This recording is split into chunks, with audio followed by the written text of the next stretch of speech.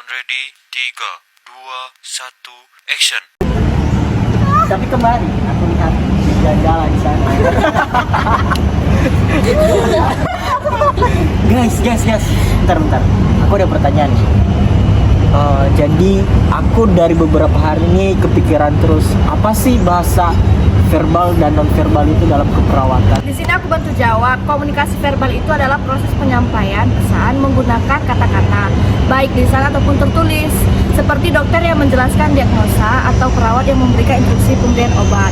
Nah, komunikasi nonverbal itu dia tidak menggunakan kata-kata tetapi menggunakan bahasa tubuh, ekspresi wajah, kontak mata dan sentuhan.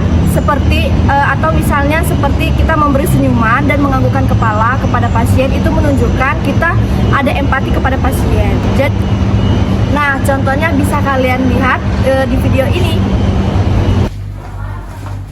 Selamat pagi Nurse Noe. Selamat pagi Nurse Frida. Kami melaporkan ada total 20 pasien.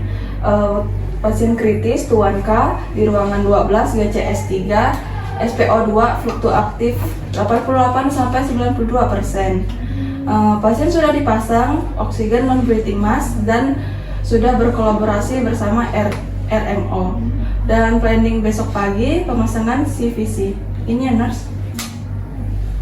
Oke, baik Nurse Frida. Nanti tolong dokumentasikan, perhatikan bagian EKG, kemudian perhatikan juga urine output dan checklist monitoringnya. Dan Baik, untuk Nurse. Nurse Lisa, bagaimana dengan Nyonya Fine di kamar 05? Untuk Nyonya Fine, pos-op hari kedua, nyeri terkontrol dengan skala 3. Tadi pagi, ia terlihat menangis saat jalan-jalan ke taman bersama dengan suaminya Tuan Herda. Kalau dari yang kami lihat, kami duga sepertinya ada isu psikososial atau postpartum blues karena riwayat persalinan lama. Tapi untuk hal itu sudah kami masukkan ke dalam screening. Oke, skornya sudah masuk ranah kolaborasi. Nanti saya akan follow up langsung. Mahasiswa Kelvin, tolong perhatikan ini karena isu psikososial itu selalu pentingnya dengan TTV ya. Baik. Selamat pagi semua. Pagi dok. Cynthia, bagaimana laporan TTV terbaru dari Tuan K?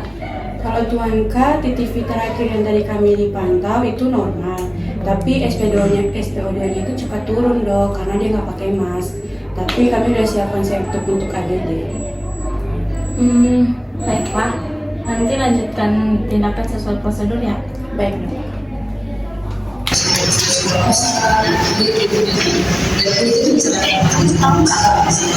Tagihan kamu sudah atas nama Five sudah berkosa dan sendiri keberatan dengan biaya konsultasi.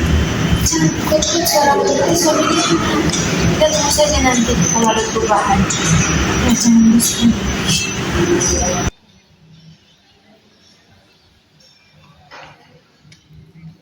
Apa yang sedang kalian lakukan? Berhentilah, aku selalu membutuhkan bantuan kalian untuk menginput semua data pada hari ini. Kami siap membantu.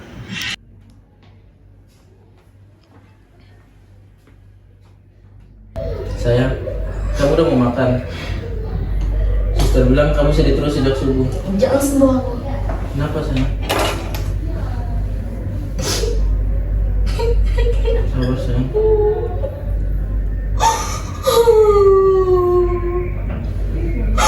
Aku ngerasa gagal jadi ibu. Kasihin aja sayang. Kenapa sih aku gak kayak ibu yang lain?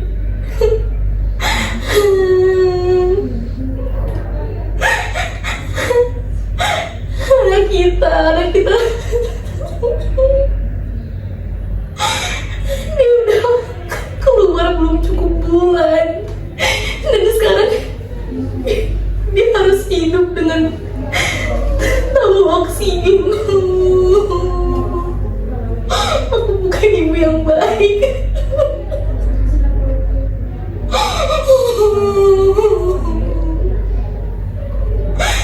Andai aja aku gak jatuh tangga, ini semua gak akan terjadi.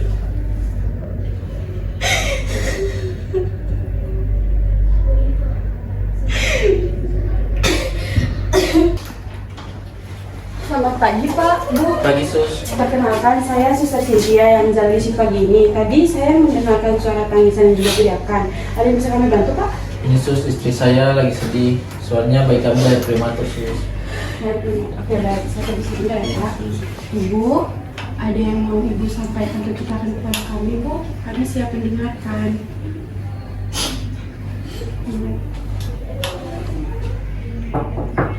Permisi, selamat pagi nurse, selamat pagi Pak. Pagi. Perkenalkan saya perawat kepala ruangan di sini. Saya mau berbicara dengan Bapak terkait dengan administrasi dari Nyonya Fai. Apakah nanti Bapak bisa keluar untuk bertemu? Boleh sus. Nurse Cynthia, nah saya izin untuk mengajak mahasiswa keperawatan juga ya. Baik nurse. Mari, silakan Pak. Ayo. Saya keluar bentar ya sayang. Ada yang mau Ibu ceritakan atau sampaikan Bu? Saya siap untuk mendengarkan Bu.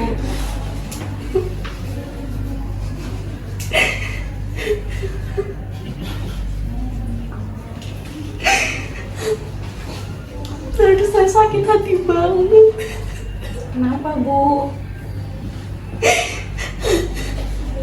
Saya jatuh di tangga. Terus anak saya lahirnya prematur. Ibu tidak perlu khawatir ya Bu. Bayi Ibu memang prematur, tapi sudah ditangani oleh pihak rumah sakit. Terus dari pantauan kami, bayi Ibu sudah lebih baik dari saat pertama lahir kok Bu. Tapi saya takut nanti dia lahirnya, nanti dia tumbuhnya malah nggak bagus. Ibu tidak perlu khawatir ya Bu, kami sudah memberikan penanganan yang terbaik untuk bayi Ibu. Sekarang bayi Ibu sudah baik-baik saja kok. Terus tadi suami saya juga kayak nggak peduli sama saya. Terus kayak suami saya selingkuh deh sus. Dia kayak nggak sedikit terus saya dengar tentang kabar anak kami yang prematur. Stres, saya stres. Ibu, overthinking seperti ini itu hal yang wajar karena Ibu masih mengkhawatirkan bayi Ibu dan pikiran Ibu akan kemana-mana. Tapi untuk terkait suami Ibu, itu mungkin harus dikomunikasikan secara pribadi dengan suami Ibu. Nanti setelah ini saya akan keluar untuk memanggil suami Ibu biar kami memberikan waktu Ibu dan suami Ibu untuk komunikasi secara lanjut ya Bu. Tapi menurut suster saya harus gimana? Nanti Ibu komunikasikan saja pada suami Ibu. Untuk bayi Ibu tidak perlu khawatir karena sudah kami tanganin ya Bu. Apakah Ibu merasa lebih baik? Merasa lebih baik ya Bu? Iya sus, makasih ya. Saya akan coba komunikasi ke suami saya dan anak saya nggak mau makan. Gak apa-apa kok Bu. Oke, jadi karena Ibu sudah merasa lebih baik, saya izin untuk keluar sebentar untuk memonitor bayi Ibu secara lanjut. Nanti kalau Ibu perlu apa-apa, tekan bel saja di samping Ibu. Nanti kami akan segera datang untuk memberikan perawatan lebih lanjut kepada Ibu ya. Makasih banyak ya sus. Sama-sama, saya permisi ya Bu. Oh, jadi bahasa verbal itu adalah penyampaian yang berupa kata-kata baik secara lisan maupun tulisan. Nah, kalau bahasa nonverbal adalah penyampaian menggunakan bahasa isyarat tubuh, seperti menggelengkan kepala atau dengan melayangkan tangan dan sebagainya.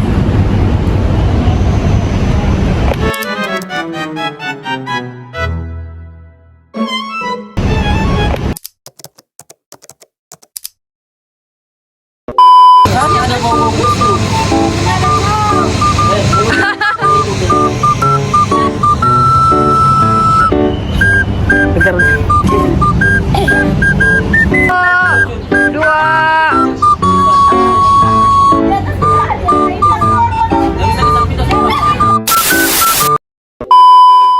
Ada ibu-ibu guys. Bu mau kemana bu? Say hi. Say hi. Alamak, ini cantik banget sih, sumpah guys. Dia kalau kena matahari cantik banget sih. Apa lu gua tauin? Jangan. Dasar saya mengikuti instruksi. Ya Allah peningnya. Ya Allah peningnya. Ada bapak-bapak teman-teman. Lagi tapa dia. Assalamualaikum pak. Nengok.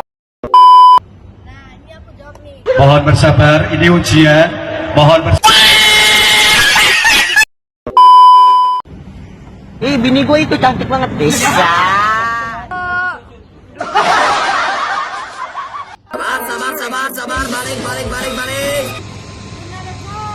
Tunjukkan eksistensi kalian.